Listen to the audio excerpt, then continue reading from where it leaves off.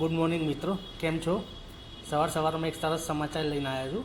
ખાસ કરીને માધ્યમિક અને ઉચ્ચતર માધ્યમિક શાળામાં ભણતા વિદ્યાર્થીઓ અને તેમના વાલીઓ માટે સમાચાર છે. અને સરકાર દર મહિને 600 રૂપિયા લેખે વર્ષમાં 6000 રૂપિયા સુધીના પૈસા આ વિદ્યાર્થીઓને આપશે. આવી યોજના બહાર પાડી છે, લેટેસ્ટ યોજના છે અને એની જાણકારી તમને હોવી જરૂરી જ છે.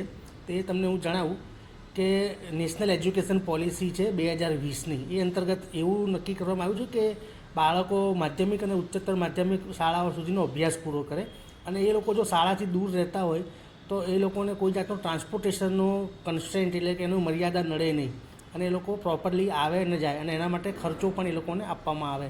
તો અત્યાર સુધી એવું હતું કે માત્ર સરકારી શાળાઓના બાળકોને ખર્ચો આપવામાં આવતો હતો અને બીજું ગુજરાત રાજ્ય વાહન વ્યવહાર નિગમની બસોમાં કન્સેશનલ પાસ આપવામાં આવે છે. એ તો યોજના છે જ, પણ હવે સરકારે જે ગ્રાન્ટેડ સ્કૂલો છે એમાં માધ્યમિક અને ઉચ્ચતર માધ્યમિક શાળાઓના બાળકોને દર મહિને ₹600 લેખે આપવાનું નક્કી કર્યું. જેના માટે શરત માત્ર એટલી છે કે તમે શાળાથી 5 કિલોમીટરથી વધારે ત્રિજ્યાથી વધારે અંતરે રહેતા હો.